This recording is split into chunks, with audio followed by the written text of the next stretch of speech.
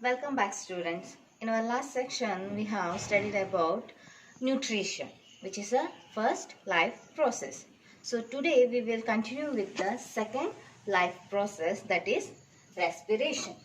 Respiration is a process in which the cells of an organism obtain energy by combining oxygen and glucose is called respiration. It involves breathing. But we have some confusion, like when we say respiration, we will say it is nothing like breathing. Breathing is nothing but taking in the oxygen from the atmosphere to our body. Then from our body we have to give out the carbon dioxide, which is a product of a respiration. So respiration is not only the breathing, but it's a combination of breathing and the cellular respiration. Whatever the food we will take in, that is the nutrition, will be there in a form of a simple molecule in our body. But from that we have to derive energy, and that can be done by using the oxygen which we will take from the atmosphere by breathing process, and that is going to be a chemical process. The food molecule will react with the oxygen and the energy will be liberated out in the cells. The small cells which we are having in our whole body, that is going to use the oxygen, and the food will be going to divide into a energy molecules. That process, the combination of the cellular respiration and breathing, will be known as respiration. So the definition of respiration can be given by the process in which the cells of an organism obtain energy by combining oxygen and glucose is called respiration. So we mentioned it here, it uses oxygen. But there are some organisms, they use oxygen, and some organisms, they may not use oxygen. So there are two types of respiration process. We'll see which are those. There are two types of respiration. One is aerobic respiration, another one is anaerobic respiration. Aerobic respiration means it releases energy in the presence of oxygen. It releases energy in the presence of oxygen. Anaerobic respiration, which means the organism may gives energy in the absence of the oxygen or lack of oxygen. A partial amount of oxygen may be used or it may not use, the absence of the oxygen. So there are the two types, aerobic and anaerobic. So the food, the glucose molecule first will convert into a pyruvate molecule from 6 carbon atoms to 3 carbon atom molecule in cytoplasm of a cell. Then that pyruvate will be derived energy from either aerobic or anaerobic. So we'll see how the pyruvate will change into energy in the presence as well as in the absence of the oxygen. So the first, glucose, that is nothing but the simple form of a food, that is C6H12O6, that will be converted into a pyruvate, which is a 3 carbon molecule. The formula of pyruvate is C3H4O3, and energy will be released in cytoplasm of the cell. Then in the next, there are 3 possible categories, that is in the absence of the oxygen, lack of oxygen, and the presence of oxygen. In some animals or the organism, they won't use oxygen for the liberation of the energy. In them, this pyruvate will be converted into ethanol and the carbon dioxide, and energy will be liberated. Here ethanol is a 2 carbon molecule. The formula of ethanol is C2H5OH, and carbon dioxide and energy will be liberated up. For example, the yeast use this type of respiration system. In the absence of energy, it won't need oxygen for the liberation of energy. It produces alcohol, that is ethanol, and carbon dioxide will be liberated out, and energy will be used by its cells for the further life processes. That's why the bread things will be having the bread or the cakes will be having fluffy or the air bubbles we can see inside the cake structures. That is because of the carbon dioxide will be captured in that bread thing. And the second one is lack of oxygen. In the lack of oxygen, there will be small content of oxygen will be there for their process. So what they used to do, the pyruvate will be converted into a lactic acid and energy will be liberated out. Here lactic acid is a 3 carbon molecule. The formula of lactic acid is C3H6O3. This kind of respiration may take place in human or any other animals also, because sometimes when we do a hard work and all, or running or some exercise things, we are breathing in fast way. We may not get the sufficient oxygen for the conversion of the energy from the molecule of the pyruvate. So what this happens, the lack of oxygen respiration will take place in our body, and the lactic acid will be liberated out in our body, a part of the body, maybe in the muscles part. So this lactic acid, when present in the muscles or comes in contact with the muscles, what happens, we will get the cramps, a kind of a pain which we experience when we do a hard work or a running and all, speed running. We will get the cramps. That is because of the presence of lactic acid in the muscles, and that happens when there is a lack of oxygen. And the third one is in the presence of the oxygen.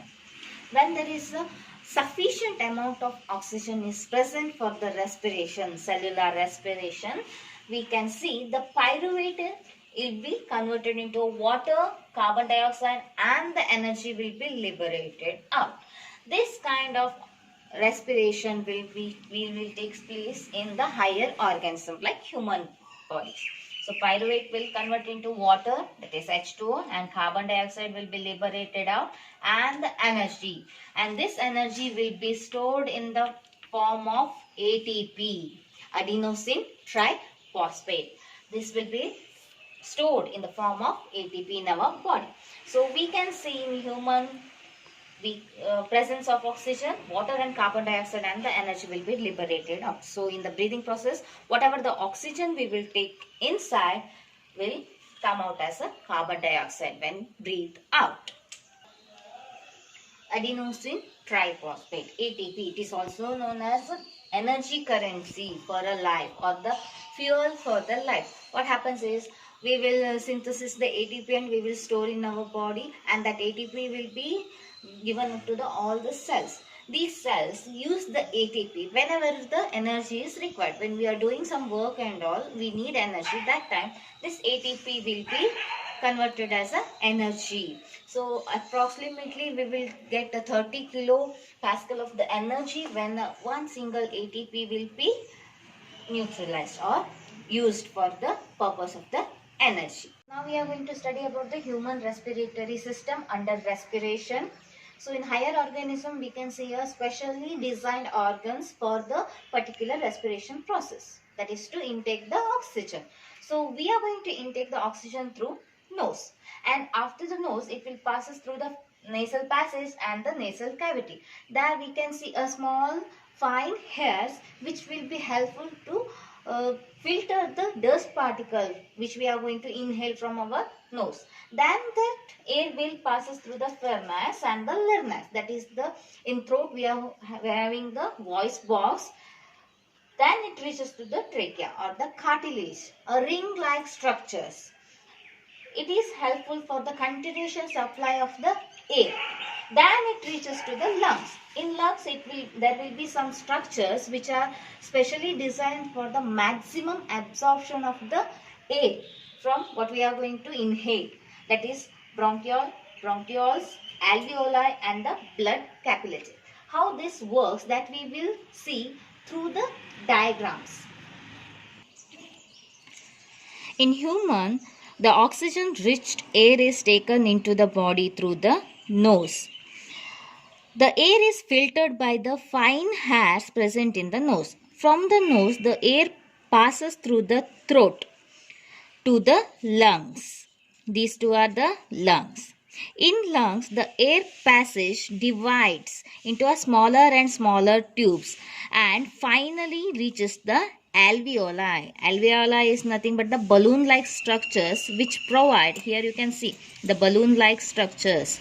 In the lungs, we can see many alveoli.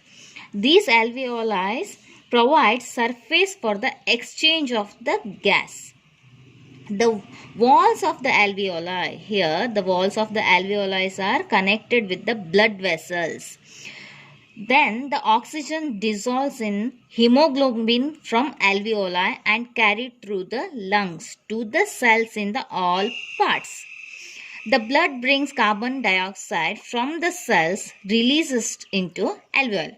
What happens is the oxygen will be absorbed in this alveoli and the alveoli are connected to the blood vessels. From in the blood vessels there are RBC, red blood cells. These RBC will be having hemoglobin in it, the iron content, which are deficient in oxygen. So what they used to do, they are very affinity will be having towards the oxygen, so they absorb all the oxygen from these alveoli. Then that oxygen will be passed through the all over the cells of the body, and the same blood vessels will also carry the carbon dioxide, which is a product of the respiration. That carbon dioxide will be again absorbed by the alveoli and it will again pass through the same process and it will be thrown out from the same nose. This is how we are going to absorb oxygen and give out the carbon dioxide through the respiratory system. Now we will see how the respiration takes place in plants. In plants, there are three ways through which it can respirate or the exchange of gases takes place. One is through stomata in the leaves. Stomata are present in the beneath of the leaves, the small pores that we have explained already. And another one is the lenticels in the stem. In stem also we can see small pores. It is also works like the stomata. It also helps in the exchange of the gases. And another one is surface of root. In roots also small pores are present that helps in absorption of the air particles from the soil. From soil they are going to get nitrogenous gases that will be helpful in the development of the body parts of the plants. So what happens is during daytime it is going to give out the oxygen and it takes the carbon dioxide and prepares the food, that is the photosynthesis process. And during night time when there is no sunlight, they are going to use oxygen. They will take inside the oxygen and the already prepared food, that is glucose, reacts with the oxygen and give out the carbon dioxide and water and release the energy. And this energy will be used by the plant body for their development. So even plants also take in the oxygen and gives out the carbon dioxide. But in the night time or in the absence of the sunlight, that's why we as elders are saying not to sleep beneath the big trees, because they are going to liberate out the carbon dioxide in the more amount that will be not good for humans, because we are not taking in the carbon dioxide. We need oxygen for breathing. So that we are going to finish the respiration, the second step of the life process. Thank you.